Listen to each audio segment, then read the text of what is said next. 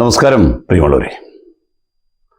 കേരളത്തിൽ ജനിച്ചു വളർന്ന് ഇവിടുത്തെ സ്കൂളുകളിൽ പഠിച്ച് ഇപ്പോഴും ഈ നാട്ടിൽ ജീവിക്കുന്ന ഒരു വ്യക്തി എന്ന നിലയിൽ ഇങ്ങനൊരു വിഷയം അവതരിപ്പിക്കേണ്ടി വരുന്നതിൻ്റെ ബുദ്ധിമുട്ട് വളരെ വലുതാണ്. നമ്മൾ ഈ നീർച്ചാലുകളിൽ കാണുന്ന ഒരുതരം ചിലയിടത്ത് അട്ടയെന്നും ചിലയിടത്ത് പുഴുവെന്നൊക്കെ പറയുന്നൊരു ജീവിയുണ്ട്. അറിഞ്ഞോ അറിയാതെയോ നമ്മൾ ആ വെള്ളത്തിലോ അത് കുളിക്കുകയോ ഒക്കെ ചെയ്യുന്ന സമയത്ത് നമ്മുടെ ദേഹത്ത് അത് കടിച്ചു കഴിഞ്ഞാൽ അത് മാക്സിമം രക്തം ഊറ്റി കുടിച്ചതിന് ശേഷം നമ്മൾ അത് തന്നെത്താനെ അങ്ങ് പറഞ്ഞു പോകും.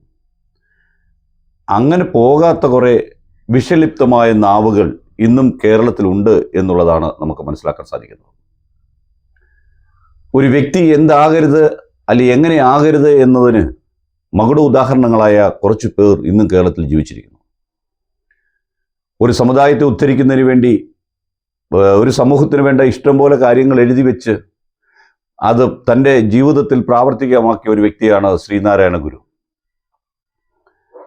അദ്ദേഹം സ്ഥാപിച്ച SNDP ശ്രീനാരായണ ധർമ്മ പരിപാലന സംഘം, മന്നത്ത് പത്മനാഭൻ എന്ന് പറയുന്ന മഹാനായ മനുഷ്യൻ ആ സമുദായത്തിലെ ഉൾപ്പെടെയുള്ള ഹൈന്ദവ വ്യക്തികളുടെ ഭാവി ജീവിതത്തിന് കരിപ്പിടിപ്പിക്കുന്നതിന് വേണ്ടി പടുത്തുയർത്തിയ കഷ്ടപ്പെട്ട് ഉണ്ടാക്കിയ പ്രസ്ഥാനത്തിൻ്റെ പേരാണ് നായർ സർവീസ് സൊസൈറ്റി.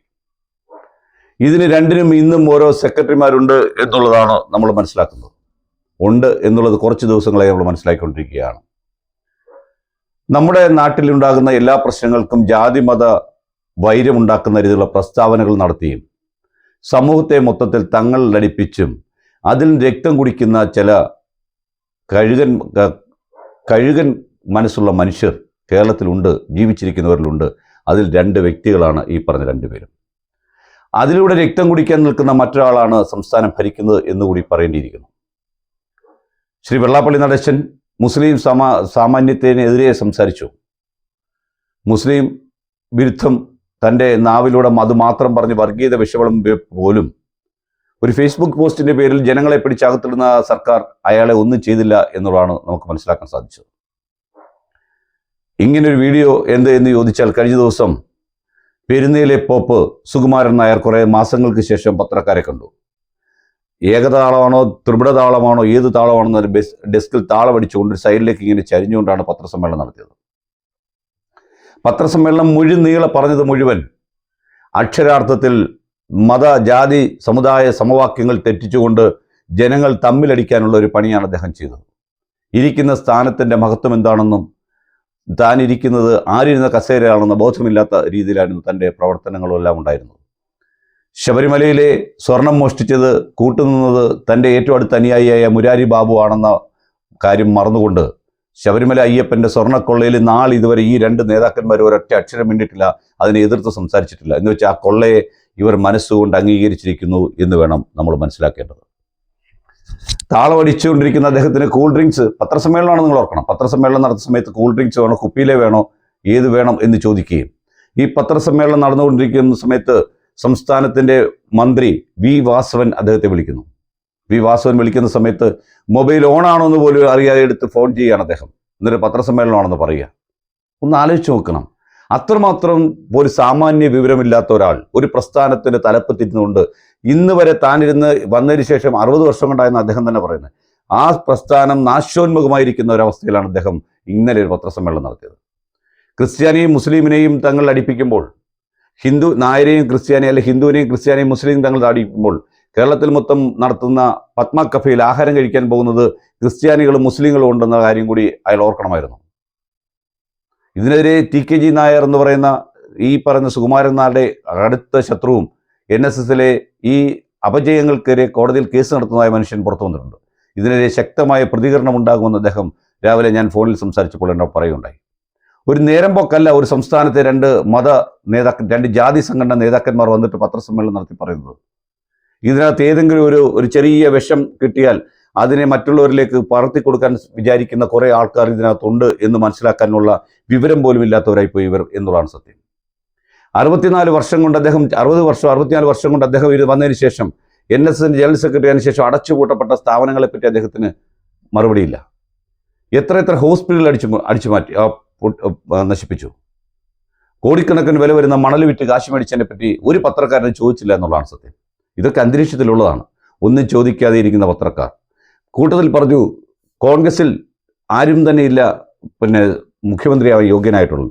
സർവ്വതാ മുഖ്യമന്ത്രിയായ യോഗ്യനായ ഒരാളാണ് ഈ പറഞ്ഞ പെരുന്നേലെ പോപ്പ് എന്നുള്ളതാണ് മനസ്സിലാക്കേണ്ടത്. പരോക്ഷമായ അയാൾ ഇന്നലെ സംസാരിച്ചത് ചെന്നിത്തലയ്ക്ക് വേണ്ടിയായിരുന്നു. ചെന്നിത്തലയാണ് പിന്നെയും കുറെ കൂടെ യോഗ്യൻ എന്ന് പറഞ്ഞു വെക്കുകയാണ്. എന്താണ് ഇതുകൊണ്ടൊക്കെ ഉദ്ദേശിക്കുന്നത്? ഉദ്ദേശം ഇത്രയേ ഉള്ളൂ. ഏതെങ്കിലും കാരണവശാൽ വി ഡി സതീശൻ കേരളത്തിൻ്റെ മുഖ്യമന്ത്രിയായാൽ ഇവർക്ക് രണ്ടുപേർക്ക് വരെയുള്ള കേസിനകത്ത് യാതൊരു ദാക്ഷിണ്യം അയാളുടെ ഭാഗത്ത് ഉണ്ടാകില്ല എന്ന് നമുക്കറിയാം. ആ ഒരൊറ്റ കാരണം കൊണ്ടാണ് ഇപ്പോൾ ഈ പണിയും കൊണ്ട് ഇറങ്ങിയിരിക്കുന്നത് എന്നുള്ളത് കേരള സമൂഹം മനസ്സിലാക്കണം. നമ്മളൊന്ന് ശ്രദ്ധിച്ചില്ലെങ്കിൽ, നമ്മുടെ ഒരു ശ്രദ്ധ തെറ്റിപ്പോയാൽ നമ്മുടെ നാട്ടിൽ കലാപമുണ്ടാക്കുകയാണ് ഇവരുടെയൊക്കെ ലക്ഷ്യം. ഇതേ രീതിയിൽ പിടിച്ചുകൊണ്ടാണ് ഭരണഘടനയെ കൊണ്ടോം കുടച്ചക്രം പറഞ്ഞ മന്ത്രി അതിനുശേഷം പ്രസ്താവന നടത്തിയത്. ആ പ്രസ്താവനയിൽ എന്താണ്? മുസ്ലിം ഭൂരിപക്ഷമുള്ള സ്ഥലത്ത് മുസ്ലിങ്ങളല്ലേ ജയിക്കത്തുള്ളൂ, ഏത് പാർട്ടിയിൽ നിന്നാലും. അതിനെപ്പോലും ജാതിയുടെയും മതത്തിൻ്റെയും പേരിൻ്റെ പേരിൽ വേർതിരിച്ച് കാണിക്കുവാൻ സംസ്ഥാനത്തിൻ്റെ സാംസ്കാരിക വകുപ്പ് മന്ത്രി സജി ചെറിയാൻ പോലും മുമ്പോട്ട് വന്നു എന്ന് പറയുമ്പോഴാണ് നമ്മൾ കടന്നു പോകുന്ന ഈ കാലഘട്ടം എത്ര ദുർഘടമാണെന്ന് മനസ്സിലാക്കേണ്ടത്. ഇതൊക്കെ എന്തിനു വേണ്ടിയായിരുന്നു ഇവരൊക്കെ പ്രവർത്തിച്ചതെന്ന് ചോദിച്ചാൽ, ഈ സംസ്ഥാനത്തിൻ്റെ ഭരണം വീണ്ടും പിണറായി വിജയനിലൂടെ തുടർന്നു പോകാൻ വേണ്ടിയാണെന്ന് മലയാളത്തിലെ അരിയാഹാരം കഴിക്കുന്ന എല്ലാവർക്കും അറിയാം എന്നുള്ളതാണ് സത്യം. ഈശ്വരൻ ഒരു പ്രാപഞ്ചിക ശക്തി എന്നതിലപ്പുറം മറ്റൊന്നുമല്ല. ഈശ്വരൻ പ്രാപഞ്ചിക ശക്തി അല്ലാതെ സർവായുധനായ ഈശ്വരൻ വിചാരിച്ചാൽ ഇവരൊക്കെ താഴെ കിടക്കുമെന്നൊക്കെ വിചാരിക്കാം. കേരളത്തെ നവീകരിക്കുകയല്ല ഇവരുടെ ലക്ഷ്യം, നശിപ്പിക്കുകയാണ് അവരുടെ ലക്ഷ്യം. സ്വസ്ഥമായിരുന്നെന്ന് എഴുന്നേറ്റ് നടക്കാൻ പറ്റാത്ത ഈ ആൾക്കാർ ഈ വയസ്സാം കാലത്ത് കൊച്ചുമക്കളെ വിളിച്ചിരുത്തി തൻ്റെ പൂർവ്വകാല ചരിത്രങ്ങളും വാളിൻ്റെയും പരിചയയുടെ ഇടയിലൂടെ പോയ കാര്യങ്ങളും വാളെടുത്ത് വീശിയ കാര്യങ്ങളും അടിച്ച കാര്യങ്ങളും ഒക്കെ പറഞ്ഞ് കഥയും പറഞ്ഞ് മക്കളെയും പിടിച്ചിരുത്തി ചാരുകസേരയിൽ ഇരിക്കേണ്ട ഈ പ്രായത്തിൽ, അല്ലെങ്കിൽ കൊച്ചുമക്കളെയോ ആരെങ്കിലുമൊക്കെ വിളിച്ചിരുത്തി കാര്യം പറയേണ്ട ഈ സമയത്ത് ഇത്തരം പ്രസ്താവനകളുമായി ഈ മത നേതാക്കന്മാർ വരാൻ പാടില്ല. മത നേതാക്കന്മാരല്ലോ, ജാതി നേതാക്കന്മാർ വരാൻ പാടില്ല. ഇത് കേട്ട് ഹൈന്ദവ സമുദായത്തിനെതിരെ തിരിയരുതേ എന്നാണ് ക്രിസ്തു മതവിശ്വാസികളോടും ഇസ്ലാം മതവിശ്വാസികളോടും പറയാനുള്ളത്. നിങ്ങൾ ഞങ്ങളുടെ സഹോദരന്മാരാണ്, നിങ്ങൾ ഞങ്ങളോടൊപ്പമുള്ളവരാണ്, എൻ്റെയും നിങ്ങളുടെയും രക്തം പരസ്പരം ചേരുന്നതാണ്. അതുകൊണ്ട് യാതൊരു കാരണവശാലും നിങ്ങളിതൊന്നും കേട്ട് പൊതുസമൂഹത്തിൽ, രാഷ്ട്രീയം അതിൻ്റെ വഴിക്ക് പോട്ടെ, ഈ ജാതി സംഘടന, ഈ ജാതി ഭ്രാന്ത് പിടിച്ച ഈ മതഭ്രാന്തന്മാരുടെ വാക്കുകൾ കേട്ട് പരസ്പരം തല്ലല്ലേ എന്നേ മാത്രമേ പറയാനുള്ളൂ. കാലം ഇന്നലകളെപ്പറ്റി ചിന്തിച്ചുകൊണ്ടിരിക്കുന്നവൻ ഒരിക്കലും രക്ഷപ്പെടാൻ പോകുന്നില്ല. ഇന്നിനെപ്പറ്റി നാളെപ്പറ്റിയും ചിന്തിക്കുന്നതായിരിക്കണം ഭരണാധികാരി. മാറാട് കലാപമല്ല ഇവിടെ ചർച്ച ചെയ്യേണ്ട വിഷയം. നാളത്തെ കേരളത്തിൻ്റെ ആസ്തി, നവോത്ഥാനം, കേരളത്തിൻ്റെ വിദ്യാഭ്യാസം, നമ്മുടെ ചെറുപ്പക്കാർ, കുഞ്ഞുങ്ങൾ കേരളം വിട്ട് എന്തുകൊണ്ട് വിദേശ രാജ്യങ്ങളിൽ പോകുന്നു, ഇതൊക്കെയാണ് നമ്മൾ ചർച്ച ചെയ്യേണ്ടത്. നമ്മുടെ കുഞ്ഞുങ്ങളുടെ ആർജവമുള്ള മുഖവും അവരുടെ ബുദ്ധിയും ബൗദ്ധിക തലങ്ങളും ഈ സംസ്ഥാനത്തിന് വേണ്ടി പ്രയോജനപ്പെടുന്നതാണെന്ന് വിചാരിക്കാൻ വേണ്ടി പ്രവർത്തിക്കുന്നവനായിരിക്കണം ജാതി മത സംഘടനകളുടെയും ഭരണാധികാരിയെയും വരേണ്ടത്. അല്ലാത്ത ഒരുത്തിനെ ഭരണാധികാരി ആക്കരുത് എന്നേ പറയാനുള്ളൂ. നല്ല വിദ്യാഭ്യാസമുള്ളവൻ ഭരണാധികാരിയായിട്ട് വരട്ടെ, അല്ലാതെ കുന്തവും കുടച്ചക്രവും ഒക്കെ പറഞ്ഞുകൊണ്ട് നടക്കുകയും വർഗീയത ആവശ്യം പോലെ വിളമ്പി വീണ്ടും കസേര എടുക്കാൻ വേണ്ടി ഇരിക്കുന്നവരെ ഒന്നും തന്നെ തെരഞ്ഞെടുപ്പിൽ ജയിപ്പിക്കാൻ പാടില്ല. ഈ പറഞ്ഞ നേതാക്കന്മാർ പറയുന്ന ഒരാളിനെ പോലും ഇവർ വിചാരിച്ച ആരും ജയിപ്പിക്കാൻ പറ്റില്ല എന്നുള്ളത് മാത്രമല്ല, പലരെയും പരാജയപ്പെടുത്താൻ പറ്റുമെന്ന് വെച്ചാൽ അതുപോലും പറ്റാത്ത ആൾക്കാരാണ്. മീശയെടുക്കുമെന്ന് പറഞ്ഞ കാര്യമൊക്കെ നമുക്ക് ഓർമ്മയുണ്ടാവുമല്ലോ എല്ലാവർക്കും. വീഡിയോ നീണ്ടുപോകും എന്നെനിക്കറിയാം.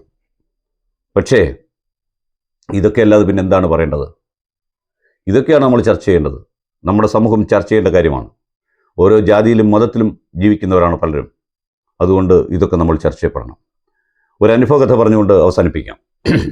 വളരെ ചെറുപ്പത്തിൽ ഞാൻ ശബരിമലയ്ക്ക് പോകാൻ മാലയിട്ടുകൊണ്ട് അമ്മൂമ്മയുടെ കൂടാണ് പോകുന്നത്. പോകുന്ന സമയത്ത് ഈ 41 മുമ്പ് ഒരു ദിവസം ക്രിസ്മസിൻ്റെ തലേന്ന് രാത്രിയിൽ കുർബാനയിൽ പങ്കുകൊണ്ടു അച്ഛൻ്റെ കയ്യിൽ നിന്ന് മുത്തവും വാങ്ങിച്ചു. അതിനുശേഷം ഞാൻ വളരെ അസ്വസ്ഥനായിരുന്നു. അമ്മമ്മ ചോദിച്ചു എന്താ കാര്യമെന്ന്. അപ്പം ഞാൻ പറഞ്ഞതുപോലെ സംഭവിച്ചു. അപ്പം അമ്മമ്മ ചോദിച്ചു ദൈവം ആരാണ്? ഞാൻ പറഞ്ഞു സർവജ്ഞനാണ്, സർവ്വവ്യാപിയാണ്, സർവായുധനാണ്. അങ്ങനെയുള്ളൊരു ഈശ്വരൻ നീ ശബരിമല പോകാൻ മാലയിട്ടുകൊണ്ട് പള്ളിയിൽ കയറിയാൽ ആ പള്ളിയിലിരിക്കുന്ന ഈശ്വരൻ നിന്നെ എന്തുകൊണ്ട് അടിച്ച് താഴെയിട്ടില്ല? തിരിച്ച് ശബരിമല ചെല്ലുന്ന സമയത്ത് അയ്യപ്പൻ എന്തുകൊണ്ട് നിന്നെ അടിച്ച് താഴെയിടുന്നില്ല എന്ന് നോക്കുക. ഈശ്വരൻ സർവജ്ഞനാണ്, സർവ്വവ്യാപിയാണ്, സർവായുധനാണ്, എല്ലാം അറിയുന്നവനാണ്, എല്ലാം ഈശ്വരമയമാണെന്ന് വിശ്വസിച്ച് ജീവിച്ചിരുന്ന ഒരു പഴയ തലമുറ നമുക്കുണ്ടായിരുന്നു. അവരായിരുന്നു ശരിയെന്ന് ഇത്തരത്തിലുള്ള തലതിരിഞ്ഞ പ്രസ്താവനകൾ കാണുമ്പോൾ നമുക്ക് മനസ്സിലാക്കേണ്ടിയിരിക്കുന്നു. ഇനിയെങ്കിലും മാനേഴ്സ് എന്താണെന്നും കുപ്പിയിലെ വെള്ളം എന്താണെന്നും അറിയാത്ത, ഫോൺ എടുക്കാൻ അറിയാൻ വയ്യാത്തവരെ ഒന്നും തന്നെ NSSൻ്റെ ജനറൽ സെക്രട്ടറി ആയിട്ട് എൻ്റെ പൊന്നു സമുദായ നേതാക്കന്മാരെ, അണികളെ നിങ്ങൾ തിരഞ്ഞെടുക്കല്ലേ. നിങ്ങൾ തിരഞ്ഞെടുക്കേണ്ട കാര്യമില്ലല്ലോ, അവർ തന്നെ ഓട്ടോമാറ്റിക്കലി തിരഞ്ഞെടുത്ത് വന്നുകൊണ്ടേയിരിക്കുകയാണ്. നന്ദി.